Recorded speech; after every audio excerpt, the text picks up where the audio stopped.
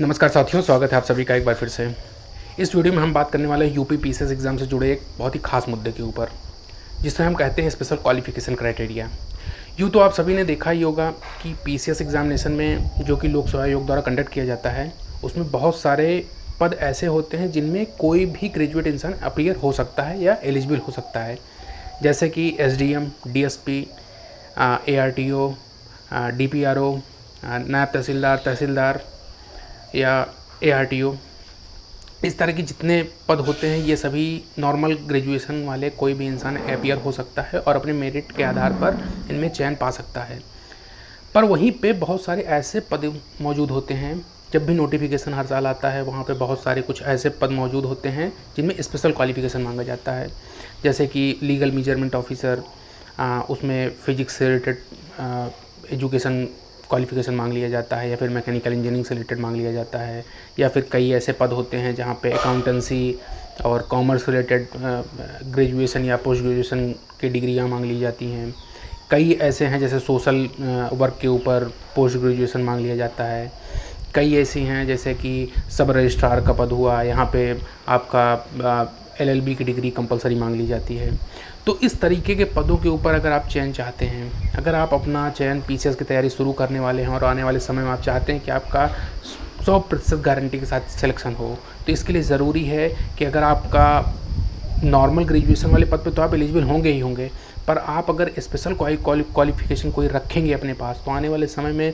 मान लीजिए आप पेपर में अपीयर होते हैं, आपका मेरिट थोड़ा कम चला जाता है, 1-2 नंबर से आपका सिलेक्शन नहीं हो पाता है, तो इन पदों पर जिनका मेरिट कम जाता है, जो स्पेशल क्वालिफिकेशन के पद होते हैं, उनमें आमतौर पर मेरिट काफ़ी लो जाती है, और अगर आप वहाँ पे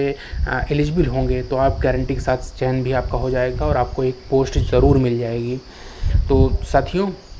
अगर आपने अभी ग्रेजुएशन किया है या आपका ग्रेजुएशन चल रहा है, तो आपको स्पेशल क्वालिफिकेशन वाले पदों को बहुत ध्यान से ज़रूर देखना चाहिए। आपको करना क्या है, आपको पिछले 2 वर्षों का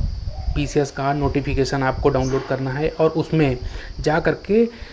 स्पेशल क्वालिफिकेशन के जितने पद हैं, वहाँ इसेंशियल क्वालिफिकेशन लिखा रहता है। स्पेशल क्वालिफिकेशन के आगे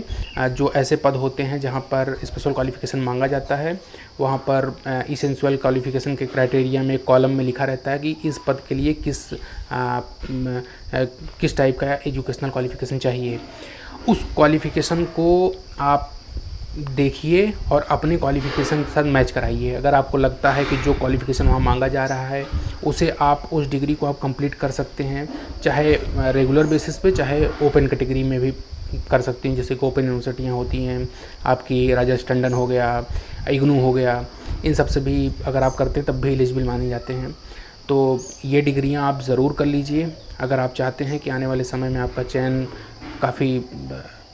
क्राइटेरिया आपका बढ़ जाए, कि आपका चयन होने की संभावना बढ़ जाए।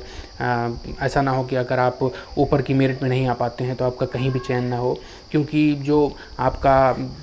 ओपन कैटेगरी की जो सीटें होती हैं वहाँ आमतौर पे मेरिट काफ़ी हाई रहती है, और जो स्पेशल क्वालिफिकेशन के पद होते हैं वहाँ पे मेरिट काफ़ी लो जाती है अपेक्षाकृत।